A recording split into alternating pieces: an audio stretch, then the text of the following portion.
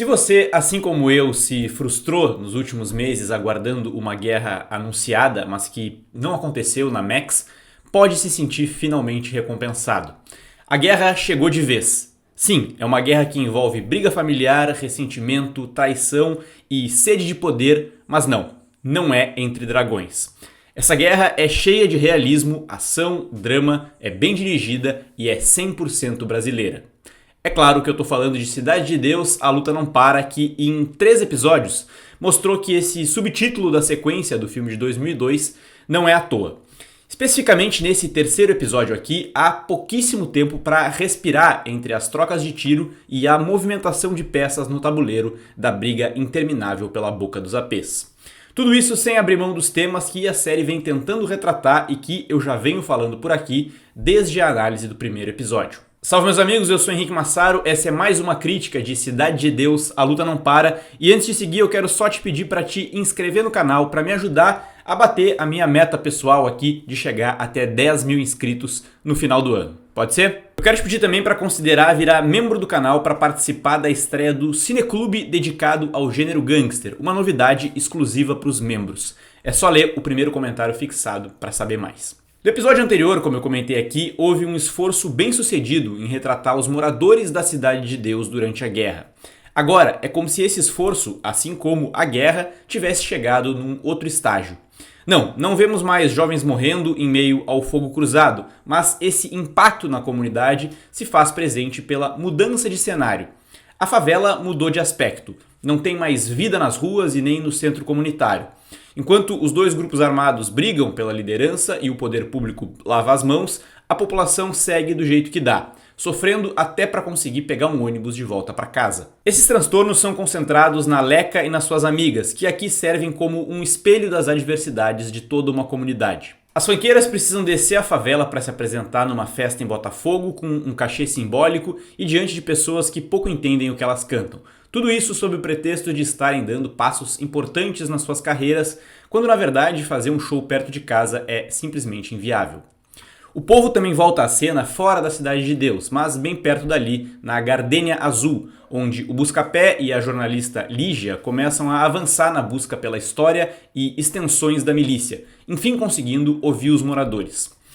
Essa ainda é uma história quase paralela ao que acontece à Cidade de Deus, mas que aos poucos parece estar se afunilando e chegando perto de um ponto de convergência, que ainda não sabemos qual é. Sabemos apenas que a tensão cresce cada vez que o miliciano Touro aparece na tela. Personagem esse que inclusive a gente descobre nesse episódio aqui ter sido homenageado na Assembleia Legislativa do Rio de Janeiro, em mais uma representação direta da série de assuntos presentes no cenário político brasileiro dos últimos anos. Mas isso tudo é papo para um outro momento, porque tirando esses dois últimos pontos que eu comentei aqui, tudo foi guerra em Cidade de Deus, A Luta Não Para. Vamos falar disso, inevitavelmente, com spoilers, é claro. Existe nesse terceiro episódio uma iniciativa de humanizar um dos criminosos. Afinal, ninguém nasce bandido e já ficou bastante claro que Cidade de Deus não pretende retratar caricaturas. Bons personagens têm muitas camadas e é isso que nos permite criar uma espécie de identificação, de vínculo com eles, por piores que eles possam ser. Ainda que válida, essa tentativa soa um pouco abrupta pela velocidade que a história talvez demande. Estamos falando aqui, afinal de contas, de uma temporada que vai ter somente 6 episódios.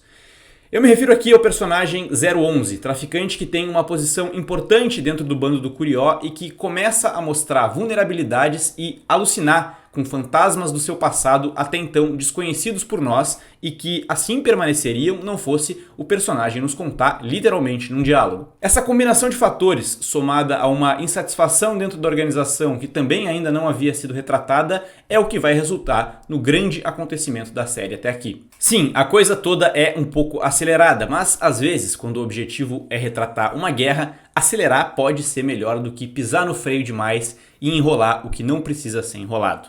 Passado esse pano aqui, eu vou além para elogiar as escolhas narrativas para retratar a tormenta desse homem que no passado tirou 2 vidas inocentes, de uma mulher e de uma criança. Quase sempre enquadrado num plano holandês e em constante movimento, a confusão mental na qual esse personagem se encontra nos é passada com a instantaneidade que o roteiro demanda e nos faz entender, talvez mais do que qualquer diálogo, por que esse homem, cuja principal função é matar, trava na hora de fazer isso. Também é interessante observar o contraste estabelecido entre os personagens, porque enquanto tudo isso acontece com o 011, ele é observado de perto e interpelado pelo PQD, que foi de ex-militar namorado de Berenice a homem de frente da facção, de forma também bem rápida. E quando eu falo em contraste, não me refiro só à queda de um e à ascensão de outro, mas à forma como a série humaniza um homem cuja vida é toda no crime, enquanto desumaniza outro que até então não havia transgredido. Já que eu citei contraste, eu acho que é possível estabelecer um também entre duas mulheres, sempre tão importantes e decisivas nessa guerra. Por um lado temos a Berenice, que se viu sem alternativas a não ser romper com o PQD. Nela identificamos sempre uma força em se desvencilhar de qualquer conflito, de entender que essa guerra não é sua e nem do PQD. Nos episódios anteriores vimos o seu esforço em evitar o envolvimento do namorado. Agora, ainda que sob a ameaça do Braddock, ela busca trazê-lo de volta dessa linha que foi cruzada, numa tentativa que também vai se mostrar em vão. Do outro lado, vemos o ímpeto inesgotável da Jerusa, a mulher do Braddock, e que mais uma vez se mostra uma força muito mais impetuosa que ele, que num primeiro momento resiste à ideia de envolver a Berenice, enquanto que, para ela, ameaçar a mulher do inimigo é uma coisa óbvia. Enquanto o Braddock esbraveja e cheira cocaína para lidar com a situação, ela age. A mulher que provocou o estopim da guerra é também quem se mostra mais capaz de vencê-la. Num encontro ousado com o 011, ela planta rapidamente na sua cabeça a ideia de virar casaca, mostrando que o chefe não o valoriza tanto assim. Convenientemente, logo na cena seguinte, 011 vê o Curió dando R$9.000 pro Buscapé pelas fotos do aniversário da sua filha como se fosse mero trocado. E é isso que basta para que esse homem angustiado mude de lado. Após a morte do Ocimar e toda a operação comandada pelo PQD, a Boca dos Apês foi retomada e o Curió se sente livre para ir ao encontro da família. Ele dispensa o uso do colete à prova de balas e parte tranquilamente ao som de Easy, do The Commodores. O pop soul dos anos 70 pouco combina com o funk, o samba e outros ritmos brasileiros que marcam a série, mas entra em sintonia com a serenidade do homem que acredita, enfim, ter vencido a guerra. Mas, como disse Buscapé no início desse episódio, na favela o ditado às vezes é ao contrário. Depois da bonança é que vem a tempestade. Fácil como uma manhã de domingo, basta uma mensagem de texto para que a traição seja consumada. O episódio termina deixando algumas incertezas no ar, como quem está morto realmente. Mas algumas certezas também.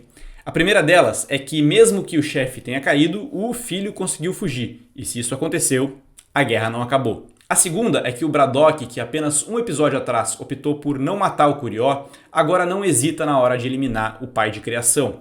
Mais uma mudança de conduta que acontece de forma rápida, mas que se justifica pela combinação de alguns fatores, como a revolta por ter perdido a boca logo depois de tomá-la, o uso cada vez maior de cocaína e a presença de uma mulher como a Jerusa na sua vida. Falando em certezas e incertezas, eu tenho muitas dúvidas ainda sobre o que vai acontecer nessa série, como por exemplo, quem do filme lá de 2002, quais daqueles personagens tão icônicos que ainda não foram retratados vão voltar a essa história. Quem fez um vídeo muito legal sobre isso e está fazendo vídeos bem interessantes também sobre Cidade de Deus é o meu amigo John, lá do Pipoquinha na Manteiga. Eu vou deixar o link do último vídeo dele aqui na descrição para vocês conferirem. Não deixem de dar uma olhada lá, que está realmente bem legal. Eu, por hoje, vou ficando por aqui. Era isso que eu tinha para dizer. Até o próximo vídeo e tchau!